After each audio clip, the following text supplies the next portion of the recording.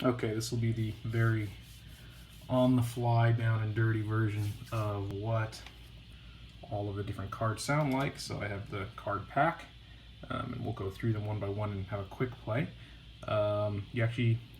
This has a header on it, which I should have shown first, but you can install a header and then literally touch these. Gives you direct access to these points here. You can see where the header comes in for the CV and gate triggers here, and then this is to the internals of the matter itself. So if you want to play with that. Conduit, which I find to be the least interesting one, goes in here and basically does the same thing for you. Connects to these surface mount points, and then you just click it in like this, lock that in, and then you have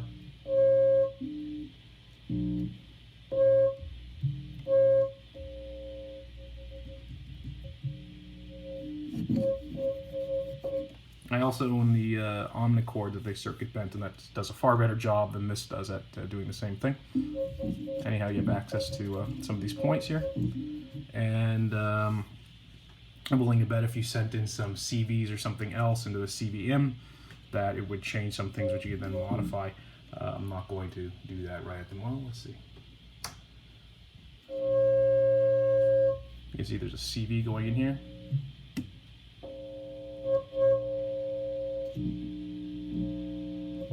Maybe not. And let's see what happens if we send some triggers in.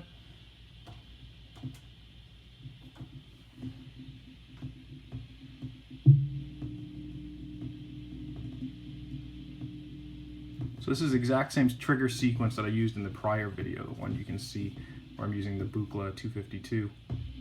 So this is the exact same sequence, the same modules.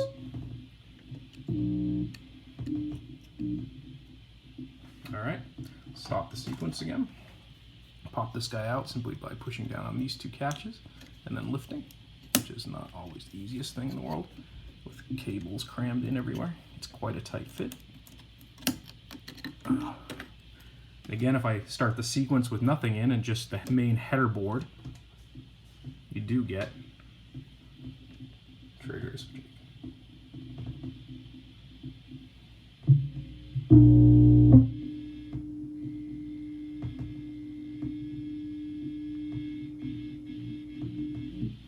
Alright, so we'll just do soot next. And I find that these cards do expand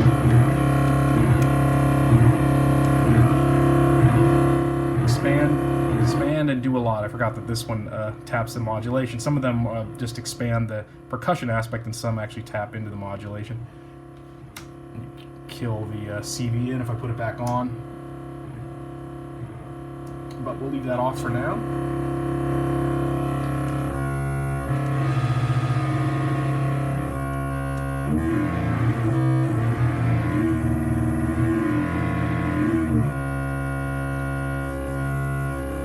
Pot number 1, pot number 2, 3, kind of a dirty low pass.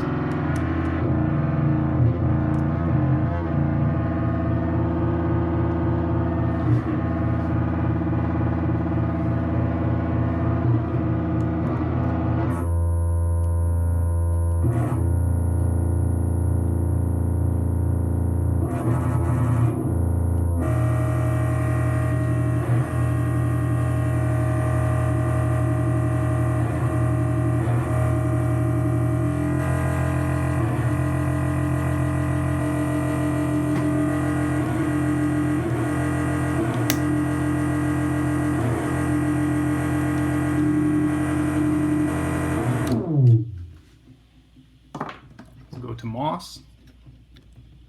You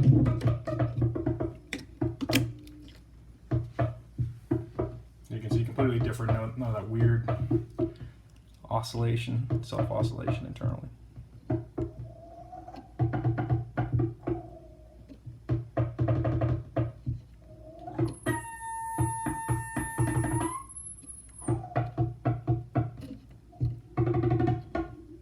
It's labeled here, audio in, number 2, so maybe if I sent audio into number 2 instead of a trigger, which it's taking anyway, that's the trigger. Can I get audio in here? Let's see what happens. Hopefully not incredibly loud.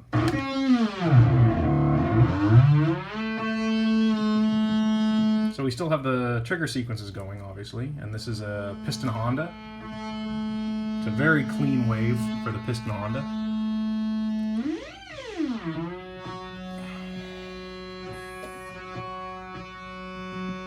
So remember to read these legends: audio in, point number 2, patch 2.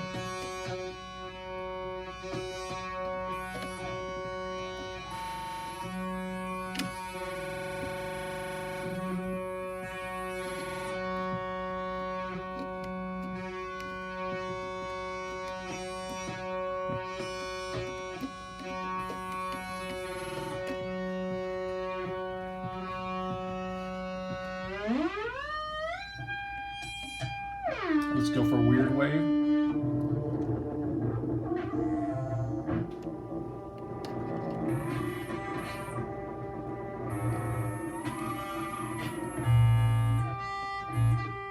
That's the piston Honda I just changed.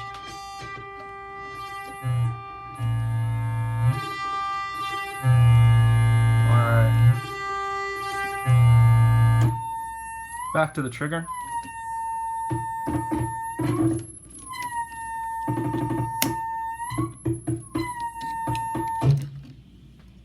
Out goes moss.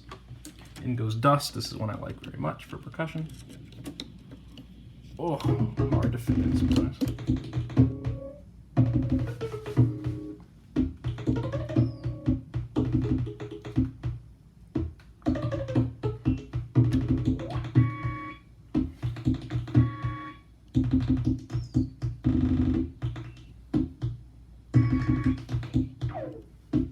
I'll put a longer envelope there.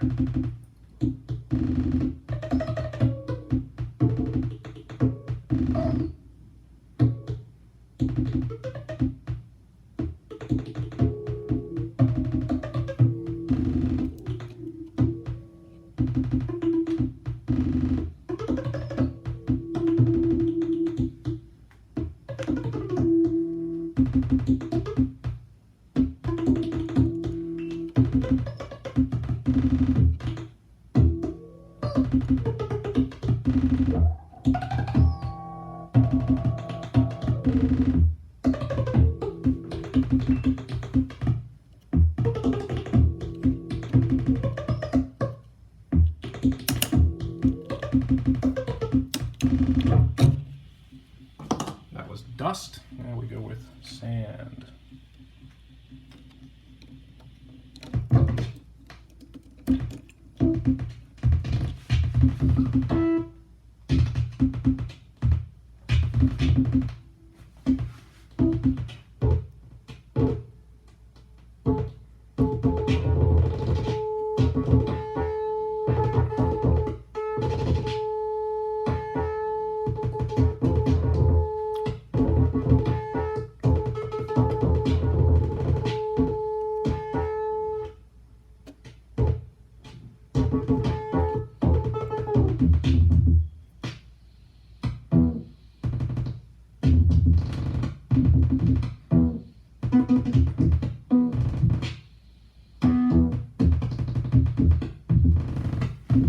So I'll say that these cards are super cool. I like them quite a bit. It changes the character, obviously, of the device. I don't think there's much that these cards do besides ease of convenience that you couldn't do with just patching and using the resist module.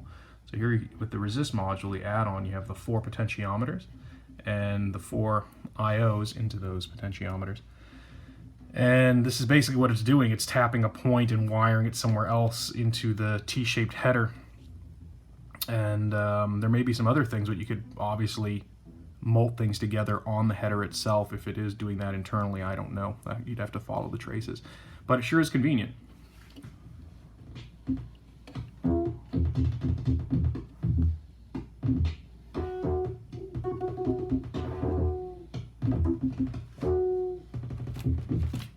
You You also get this one if you want a hard patch or wire something. I've used it plugged in and just kind of tested by jumping things to hear what they sound like and then replicating them on the actual unit itself later, so I could write them down but just do it really quickly, find interesting things.